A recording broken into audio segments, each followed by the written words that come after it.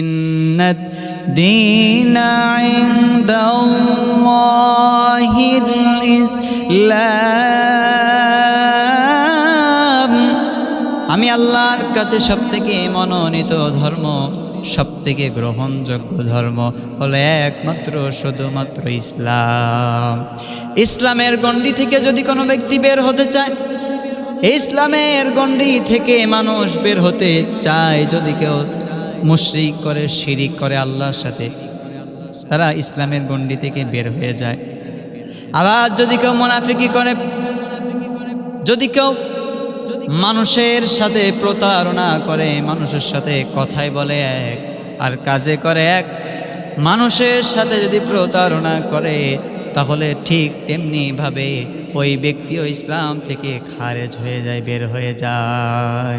ওই ব্যক্তি ইসলামের ভিতরে থাকে না, তার কারণ সে ইসলামের যে নীতিমালা আছে সেটা লঙ্ঘন করে ফেলেছে। মুনাফিক সহজে চেনা যায় না, কিন্তু আল্লাহ রাব্বুল আলামিন কোরআনুল কারীমের ভিতরে মুনাফিকের সর্বপ্রথম যে বৈশিষ্ট্যটা আল্লাহ রাব্বুল আলামিন কোরআনুল কারীমের ভিতরে তুলে ধরেছেন। আল্লাহ রাব্বুল আলামিন বলেছেন, ইযা জাআকাল মুনাফিকুনা ক্বালু নাশহাদু ইন্নাকা লারাসূলুল্লাহ। ইযা, যখন, জাআকাল মুনাফিকুন, মুনাফিকরা আপনার কাছে আসবে, ক্বালু, এবং তারা বলবে, নাশহাদু, আমরা সাক্ষ্য দিচ্ছি। নাশহাদু মানে আমরা যে কয়জন আছি সকলের জমা সিগা।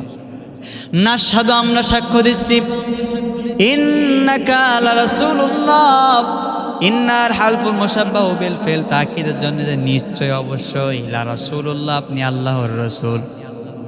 আল্লাহ রাব্বুল আলামিন রাসূলকে জানিয়ে দিচ্ছেন, আপনার কাছে মুনাফিকরা এসে বলবে, আমরা সাক্ষ্য দিচ্ছি, আমরা বলছি নিশ্চয়ই আপনি আল্লাহর রাসূল। ওয়াল্লাহু ইয়ালামু ইন্নাকা লারাসূলুহু, আর আল্লাহ রাব্বুল আলামিন ভালো করেই জানেন, ওয়াল্লাহু ইয়াশহাদু ইন্নাল মুনাফিকিনা লাকাযিবুন। আল্লাহ রাব্বুল আলামিন বলছেন, ওই সমস্ত ব্যক্তির ব্যাপারে আমি আল্লাহ রাব্বুল আলামিন, ওয়াল্লাহু, আল্লাহ তাআলা নিজেই ফাইল, আল্লাহ তাআলা নিজেই বলছেন, ওই সমস্ত ব্যক্তির ব্যাপারে আমি আল্লাহ রাব্বুল আলামিন নিজেই সাক্ষ্য দিচ্ছি, ওয়াল্লাহু ইয়াশহাদু ইন্নাল মুনাফিকিনা লাকাযিবুন, মুনাফিকরা সর্বপ্রথম তারা মিথ্যা বলে। মুনাফিকদের পরিচয়, মুনাফিকদের চরিত্রের ভিতরে আল্লাহ রাব্বুল আলামিন সর্বপ্রথম যেটা বললেন, মুনাফিকদের এক নম্বরে চিনতে হলে আমাদেরকে ওই আয়াতের দিকে ফলো করলে বোঝা যায়, মুনাফিকরা কথায় কথায় মিথ্যা বলে, কথায় কথায় মিথ্যা কথা বলে। ধরো এমন মিথ্যা কথা স্বাভাবিক, আমি এখন এক জায়গায় বসে কথা বলছি, আপনাদের সামনে আলোচনা করছি, তো আমার কাছে একজন ফোন দিলে যে, হুজুর আপনি কোথায় আছেন? তো আমি যদি বলি আমি গাড়িতে আছি, আমি আপনাদের বাসায় আসতেছি, তো কথাটা সত্য না মিথ্যা? কথাটা মিথ্যা বললাম আমি। এই আমি মনে করতেছি যে গাড়িতে এখনো উঠি নাই, উঠবো আর কি, মনে মনে ধারণা করলাম, কিন্তু আসলে কথাটা কিন্তু সত্য নয়, কথাটা মিথ্যা কথা, কৌশল খাটিয়ে বললাম, কিন্তু কথাটা মিথ্যা হয়ে গেল। এই যে মুনাফিকের কিছু চরিত্র আমার ভিতরে চলে আসে, মাআদাল্লাহ, আল্লাহ তাআলা আমাদেরকে এই মিথ্যা কথা বলার চরিত্র থেকে আল্লাহ রাব্বুল আলামিন আমাদেরকে পরিত্রাণ দান করুক। সকলে পড়ে আমিন। আল্লাহর হাবিব বিশ্ব নবী জনাবে মুহাম্মাদুর রাসূলুল্লাহ সাল্লাল্লাহু আলাইহি ওয়াসাল্লাম বলেন, দ্বিতীয় নম্বরে মুনাফিকের চরিত্র, তারা যে ওয়াদা দেয়, ওয়াদা কথায় কথায় খেলাপ করে ফেলে। তারা যে ওয়াদা দেয়, ওয়াদা শুধু মুখের মধ্যেই সীমাবদ্ধ, ওয়াদা শুধু বলার সময় করে, কিন্তু কাজের মধ্যে ওয়াদা খুঁজে পাওয়া যায় না। আমাদের সমাজে তাকাইলে দেখতে পাই, আমাদের সমাজের ভিতরে যখন ভোটের সময় আসে, যখন ইলেকশনের সময় আসে, এমনও নেতা পাওয়া যায় এক আসরের নামাজ 4 বার পড়ে, এমন আল্লাহর ওলি আছে এক আসরের নামাজ যখন 3 বার পড়া শেষ, তখন পাশে যে সামসা তাকে সামসা জিজ্ঞাসা করতেছে যে নেতাজি, আসরের নামাজ তো 3 মসজিদে পড়া হলো, 3 জায়গায় আবার উজু করতেছেন কেন? নেতা বলে, তুই চুপ কর, সামনে নির্বাচন, নামাজ যত পড়বো আল্লাহ তত প্রিয় হব, জনগণ তত ভালো বলবে। নেতার নিয়ত তাহলে হয় না। নেতার মুখে একরকম আর মনে হলো আর একরকম। নেতার মনে মনে চিন্তা হলো, মানুষগুলো যখন দেখবে সমাজের ভিতরে আমার নেতারা নামাজি, আসলে নামাজি না, নামাজি নামে মিথ্যা প্রতারক। এই যে আগামীকালকে 2-1 দিন আগে সম্ভবত দেখলাম ফেসবুকের ভিতরে এক দলের লোক, এক দলের আল্লাহর ওলি, মাথায় দেখি টুপিও দেওয়া আছে, মুখে আবার সাদা দাড়ি, ওই শয়তান, লেবাসদারি শয়তান। আমি বললাম ওই লেবাসদারি শয়তান ঘোষণা দিচ্ছে, সামনে তো ভোট টোট আছে, তোমরা একটু নামাজ কালাম পড়ো, ভোট পর্যন্ত নামাজ পড়ো, ভোটের পরে দরকার নেই। তাহলে ও শয়তান না? মুখে যত বড়ই দাড়ি থাকার, মাথায় টুপি থাক, ওর মধ্যে টাটকা মুনাফিকেরা তো বোঝাই যাচ্ছে। কারণ সে কি বলে, সামনে ভোটার আছে, একটু ভোট পর্যন্ত নামাজ কালাম পড়ো, তারপরেটা পরে দেখবে। কার সাথে বাটপারি করার চিন্তা কার সাথে করছে? আল্লাহর সাথে। কত বড় শয়তান! তো নেতা নির্বাচন করতে হবে আমাদেরকে, এমন নেতা নির্বাচন করব না, এমন নেতা আমরা চাই না যেই নেতা শুধু ভোটের সময় আসলে নামাজ কালাম পড়ে, ভোটের সময় মসজিদের প্রথম কাতারে, ভোটের সময় আজানের আগে আগে মসজিদে এসে বসে বসে তসবিহ টেপে। এবার যদি ওর কাছে জিজ্ঞাসা করা হয় যে বাবা তুমি মসজিদের মধ্যে কি করো, বলে আল্লাহ স্মরণ করতিস। তখন যদি জিজ্ঞাসা করলাম আল্লাহ স্মরণ কি করে করো, তখন নেতা তখন কথার উত্তরে জবাব দিচ্ছে, আমি পড়ি সুবহান আল্লাহ, সুবহান আল্লাহ, সুবহান আল্লাহ। আল্লাহর নাম কি সুবহান আল্লাহ? শুদ্ধ করে বলতে পারে না, সুবহান আল্লাহ। আল্লাহর স্পষ্ট নাম সুবহানাল্লাহ, আল্লাহর একটা তাসবিহ, আর ও শুদ্ধ করে পড়তে পারে না, ও কয় সুবহান আল্লাহ। তাহলে এই সুবহান আল্লাহ দিয়ে কখনো সমাজের পরিবর্তন হবে না, এই সুবহান আল্লাহ দিয়ে কোনো রাষ্ট্রের পরিবর্তন ঘটবে না। যেই ব্যক্তি আমার আল্লাহ শুকরিয়া ঠিক মতো আদায় করতে পারে না, আল্লাহ শুকরিয়া ঠিক মতো বলতে পারে না, ওই সমস্ত কুলাঙ্গার নেতা আমরা চাই না। নেতা চাই আমরা হযরত ওমর ফারুক রাদিয়াল্লাহু তাআলা আনহুর মতো। আমরা নেতা চাই হযরতে ওসমান রাদিয়াল্লাহু তাআলা আনহুর মতো। আমরা নেতা চাই মুহাম্মদুর রাসূলুল্লাহ সাল্লাল্লাহু আলাইহি ওয়াসাল্লামের মতো। এমন নেতা আমাদের সমাজে দরকার, এমন নেতাই দরকার। কিন্তু চোরচাপটাই দেশটা বেড়ে গেছে, চোরচাপটাই দেশটা বেড়ে গেছে। আমরা পাইছি কেমন নেতা, রাস্তা করতে দেবে, ঠিক আছে, রাস্তা জনগণের সামনে বিশাল কথা দেয়, ভোটের আগে দাঁড়াই বলে, দাঁড়ায় বিভিন্ন মাহফিলের মধ্যে যায়, বিভিন্ন প্রোগ্রাম করে, সভা করে, মসজিদের মধ্যে দাঁড়ায়, মসজিদের মধ্যে দাঁড়ায় বলে, আরে ভাইরা, দোস্তরা, বুজুর্গরা, আমি কথা দিচ্ছি আপনাদেরকে, আমি নাইম যদি ভোটে পাস করতে পারি, আমার মার্কাটা মুখ মার্কা যদি একবার পাস করতে পারি, আমি নাইম কথা দিচ্ছি মসজিদের সামনে সব টাইস করে দেব। আমি কথা দিচ্ছি রাস্তাঘাট, খাল বিল যা আছে সব পিস করে দেব। এবার কয়েকদিন পরে, ভোটের পরে দেখা যায় ওই নেতার সামনে ওই নেতার কাছে একটা সই আনতে গেলে জুতার তলা ছিঁড়ে যায়, কিন্তু নেতার দেখা পাওয়া যায় না। কোনো মতে যদি দেখা পাওয়া যায়, যদি আমি জিজ্ঞাসা করি, ও বাবা রে, তোমার না রাস্তা করে দেওয়ার কথা ছিল, সে রাস্তাটা কনে গেল? বলতেছে যে সরকারের থেকে বরাদ্দ আছে, টাকা এখন আইসে পৌঁছায় নাই। অথচ দেখা যায় অর্ধেক টাকা মেরে ওর পকেটের ভিতরে সব পিস ঢুকাই ফেলাইছে। এমন নেতা চাই না, মুনাফিক মার্কার নেতা আমরা চাই না, যারা ভোটের আগে দাঁড়ায় বিশাল বক্তব্য দেবে, এই করব ওই করব, বিশাল জিলাপির মতো, বিশাল গরুর চাকার মতো জিলাপি বানাই তোমাদেরকে খাইতে দেবো। এটাই ভোটে পাশ করলে আমি তোমাদেরকে খাইতে দেবো, জিলাপি খাইতে দেবো, খিচুড়ি খাইতে দেবো, বিরিয়ানি খাইতে দেবো। আর আমার বাংলাদেশের মানুষেরা বোকা মানুষ, বাংলাদেশের মানুষ এমন মানুষ, নেতার কথাই বিশ্বাস কইরা ভোটটা দেয়, পরে কান্দে কান্দে মরে, পরে কান্দে মরে, কিন্তু আগে বোঝে না, আগে বোঝে না। নেতা দেখা যায় ভোটের আগে, নেতা দেখা যায় বিশাল নামাজ কালাম পড়তেছে, রোজা তাসবিহ তাহলিল, মাথা থেকে টুপি পরে না, আর টুপিটা এমন টুপি মাথায় দেয় টুপির দিকে তাকানো যায় না, এমন ময়লার ময়লা বাড়ি গিয়ে ফেলায় রাখে, আবার যখন বেরোয় তখন টুপিটা মাথায় দেয়। ওই অবস্থায় ঘাম টাম সব একবারে সব কিছু সব মাথায় দেয়। এমন নেতা আমরা চাই না। ভোটের আগে নামাজ পড়ে, ভোটের পরে মুসল্লির কাতারে সেই নেতার কোনো স্থান নাই। সেই নেতা, যে নেতা ভোটের আগে নামাজ পড়ে, ভোটের পরে নামাজ পড়ে না, কথায় কাজে কোনো কিছু মিল পাওয়া যায় না, এই সমস্ত মুনাফিক মার্কা নেতা আমরা চাই না। কারণ মুনাফিক দিয়ে সমাজের উন্নতি হয় না,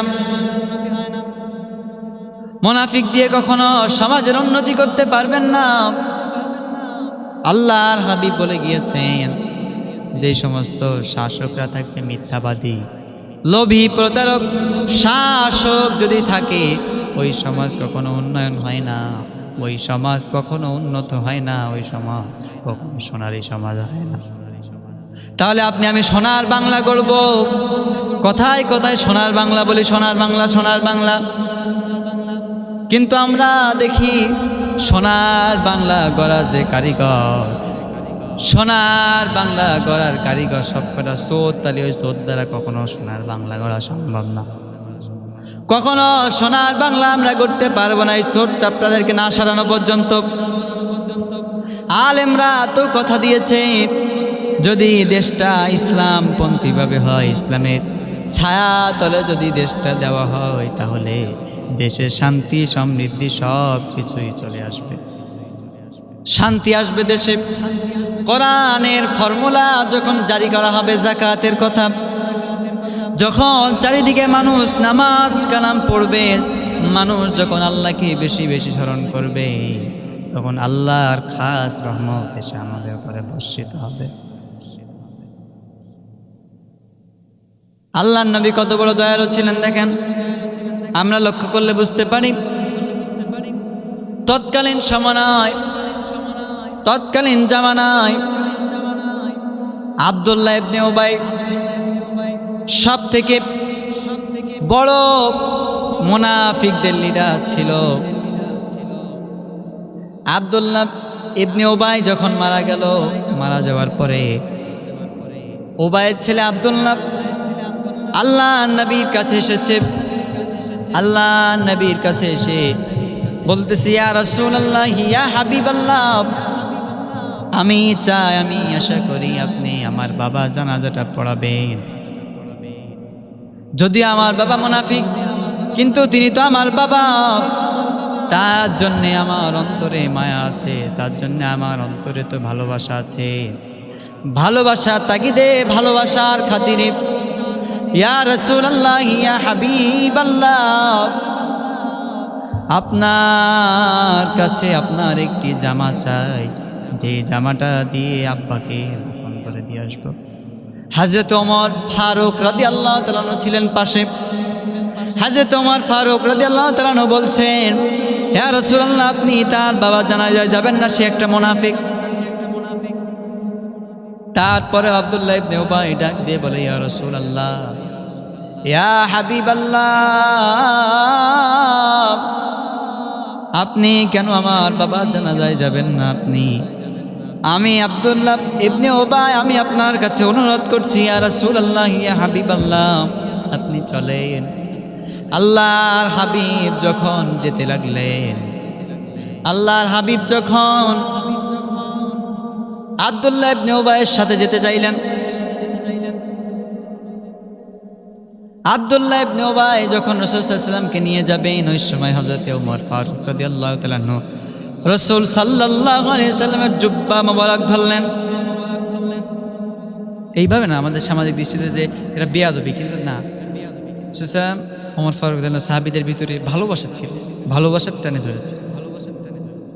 ওমর ফারুক রাদিয়াল্লাহু বলছেন, ইয়া রাসূলুল্লাহ, ইয়া হাবিবাল্লাহ, আপনি যেতে পারবেন না, আপনি যাবেন না, তার বাবা জানা যায়, কারণ তার বাবা ছিল একজন মুনাফিক।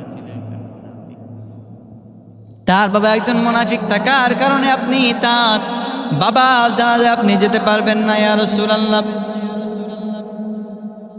তৎক্ষণাৎ আল্লাহ রাব্বুল আলামিন আয়াত নাজিল করে দিলেন, নিস্তাগফির লাহুম আও লা তাস্তাগফির লাহুম।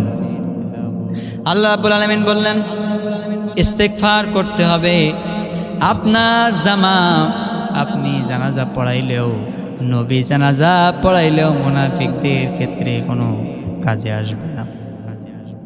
আমল নামাজ ছাড়া কবর আপনাকে চিনবে না, কবর আপনাকে চিনবে না তত সময় পর্যন্ত যত সময় আপনার কোনো আমল না থাকবে। আপনার যদি আমল থাকে, সুন্দর আমল, ভালো আমল যদি থাকে, তাহলে কবর আপনাকে চিনবে ততবা, অন্যথায় কবর আপনাকে চিনবে না, কবর আপনাকে চিনবে না। কবর আপনার জন্য যদি আমল না থাকে আগুনের গোলা হয়ে যাবে। হযরত ওমর ফারুক রাদিয়াল্লাহু তাআলা কেমন ভয় করতেন চিন্তা করে দেখেন। হযরত ওমর ফারুক রাদিয়াল্লাহু তাআলা খবর পেয়েছেন আল্লাহ নবী, বিশ্ব নবী জনাবে মুহাম্মদুর রাসূলুল্লাহ সাল্লাল্লাহু আলাইহি ওয়াসাল্লাম মুনাফিকদের একটা লিস্ট দিয়েছেন। হযরত হুযায়ফার কাছে মুনাফিকদের লিস্ট দিয়েছেন। মুনাফিকদের লিস্ট হুযায়ফা রাদিয়াল্লাহু তাআলার কাছে দেওয়ার পরে হযরত ওমর ফারুক রাদিয়াল্লাহু তাআলা ছুটে গেলেন। ছুটে গিয়ে জিজ্ঞাসা করলেন, ও আমার ভাই হুযায়ফা, তুমি বলো আল্লাহর হাবিব রাসূল সাল্লাল্লাহু আলাইহি সাল্লাম তোমার কাছে যে লিস্টটা দিয়ে গেছে, ওই লিস্টের ভিতরে আমি ওমরের নাম আছে কিনা একটু দেখো তো। হযরত হুযায়ফা ডাক দিয়ে বললেন, আমিরুল মুমিনিন, আপনি শোনেন, আমি আল্লাহর হাবিব এই লিস্টটা কাউকে দেখাইতে নিষেধ করেছেন, সুতরাং আমি এই লিস্টটা দেখাইতে পারবো না, আপনারে বলতে পারবো না। হযরত ওমর ফারুক রাদিয়াল্লাহু তাআলা বললেন, আচ্ছা তাহলে ঠিক আছে, তোমাকে দেখাইতে হবে না বলে হযরত ওমর ফারুক রাদিয়াল্লাহু তাআলা চলে গেলেন। তারপরে রাতে কনকনে বৃষ্টি হচ্ছে, বিশাল বৃষ্টি হচ্ছে। ওই সময় হযরতে ওমর ফারুক রাদিয়াল্লাহু তাআলা হযরতে হুযায়ফার বাড়ির সামনে গিয়ে বললেন, ও হুযায়ফা, একটা প্রশ্ন করতে এসেছি তোমার কাছে, তুমি উত্তরটা দাও তো। হযরত হুযায়ফা দরজা খুলে দেখলেন আমিরুল মুমিনিন মুহাম্মদুর রাসূলুল্লাহ সাল্লাল্লাহু আলাইহি ওয়াসাল্লামের কনিষ্ঠ সাহাবী হযরত ওমর ফারুক রাদিয়াল্লাহু তাআলা দরজার বাইরে দাঁড়ানো। বলতেছেন, হুযায়ফা, আমি যদি কালকে মারা যাই, তুমি কি আমার জানাজায় যাইবা? হযরত হুযায়ফা ডাক দিয়ে বললেন, আপনি যদি মারা যান, আপনার জানাজায় না গেলে আমি আর কার জানাজায় যাব? সুতরাং অবশ্যই আমি আপনার জানাজায় যাব। এর দ্বারা বোঝা গেল হযরত ওমর ফারুক রাদিয়াল্লাহু তাআলা তখন বললেন, আমি বুঝতে পেরেছি আমার নামটা ওই মুনাফিকের লিস্টের ভিতরে নাই, কারণ আমার নাম যদি ওই মুনাফিকের লিস্টের ভিতরে থাকতো তাহলে তুমি আমার জানাজায় যাইতে চাইতে না, কারণ তুমি কখনো কোন মুনাফিকের জানাজায় অংশগ্রহণ যায় তুমি যাও না। এই জন্য আমি বুঝতে পেরেছি যে আমার নামটা ওই মুনাফিকের তালিকায় নাই। তো মুনাফিকি থেকে কত ভাই পাইতো সাহাবীরা। দেখেন মুনাফিকি যে করবে, মুনাফিকের স্থান আল্লাহ রাব্বুল আলামিন কোরআন কারীমের ভিতরে বলেছেন যে মুনাফিকদের স্থান একদম জাহান্নামের তলদেশে হবে। আল্লাহ রাব্বুল আলামিন বলেছেন ইন্নাল মুনাফিকিনা ফিদ দারকিল আসফালি মিনান নার।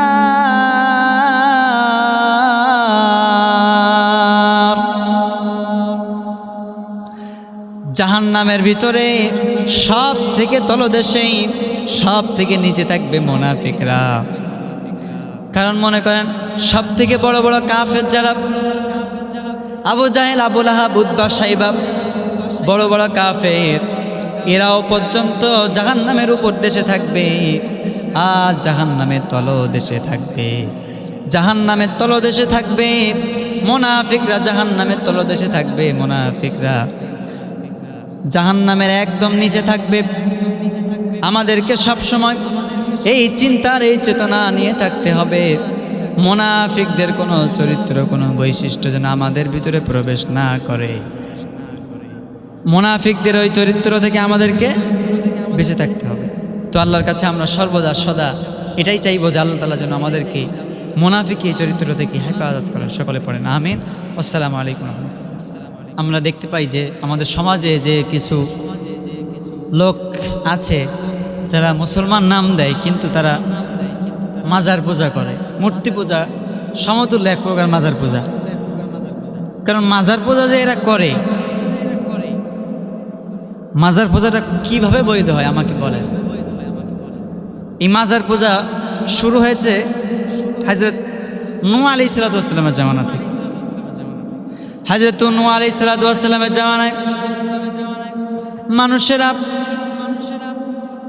যে সমস্ত মানুষেরা আল্লাহর ইবাদত করত, আল্লাহকে ভয় করত, ওই লোকগুলো মারা যাওয়ার পরে ওই লোকগুলোর প্রতিচ্ছবি শয়তান মনে মনে নূহ আলাইহিস সালামের কওমের লোকদের কাছে সে মনে মনে ওয়াসওয়াসা দিয়ে যাইতো, মনে মনে কুমন্ত্রণা দিয়ে যাইতো যে তোমরা ওই যে অমুক অমুক ব্যক্তি তোমাদের মাঝে মারা গিয়েছে, ওরা তো বড় আল্লাহর ওলি ছিল, আল্লাহর বড় বুজুর্গ ছিল, আল্লাহর অনেক পেয়ারা লোক ছিল, আল্লাহর ওলি ছিল, খাস লোক ছিল। তারা যে দোয়া করতো সেই দোয়ায় আল্লাহ কবুল করে নিত। শয়তান মানুষদের মনে ওয়াসওয়াসা দিস। শয়তান তারপরে বলে তাদেরকে তোমরা ভুলে গেলে হবে না, তাদের কথা তোমাদেরকে মনে রাখতে হবে এবং তাদের স্মরণ করে করে আল্লাহর কাছে চাইবে, তাদের মাধ্যমে আল্লাহর কাছে চাইবে। তাদের মাধ্যমে যদি আল্লাহর কাছে চাইতে পারো তাহলে আল্লাহ তোমাদেরকে ফিরাইয়া দেবেন না। মানুষজন ঠিকই তাই শুরু করল। মানুষজন ওই সমস্ত পুণ্যবান লোকদেরকে যারা মারা যাইত তাদের আকৃতি তৈরি করত, তাদের মূর্তি তৈরি করত, তাদের মূর্তি তৈরি করে তারা ওই মূর্তির কাছে প্রার্থনা করা শুরু করলো।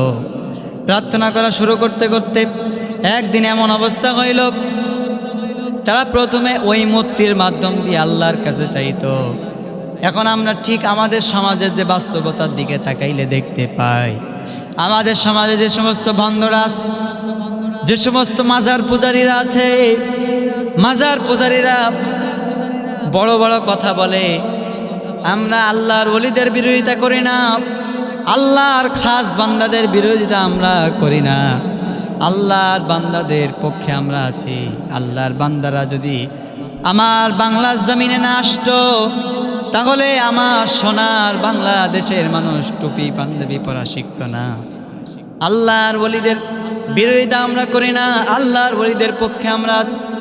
কিন্তু আল্লাহর ওলিদের নাম নিয়ে যারা ভণ্ডামি করবে, যারা চোরামি করবে, যারা টাকা খাইতে চাবে, এই সমস্ত ভণ্ডদের কোনো ছাড় হবে না। এই সমস্ত ভণ্ডদের কোনো ছাড় নাই।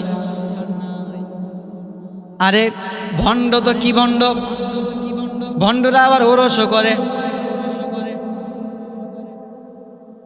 ওরস করা কতটুকু জায়েজ আপনি বুঝবেন কিভাবে?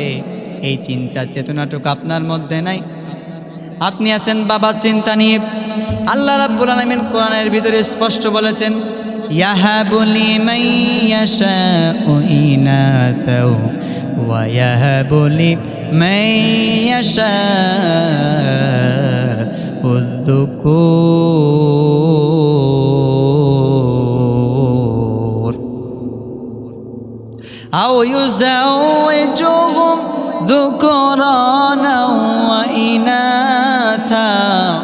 ويجعل من يشاء عقيما إنه علي حكيم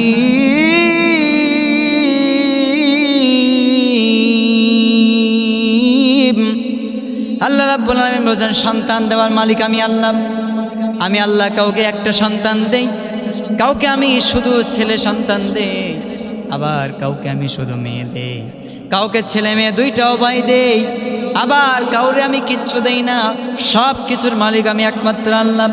কিন্তু আমার সমাজে মানুষ এমন এমন বিপদী কাজ করে, আমার সমাজের মানুষেরা আল্লাহ দরবারে চায় না, এক ওয়াক্ত নামাজ পড়ে না, নামাজ রোজার কোনো খোঁজ নাই আমার বাংলাদেশের মানুষেরা নাই, গোটা পৃথিবীর মানুষেরা এমন কিছু কিছু মানুষ বিভ্রান্তির ভিতরে আছে।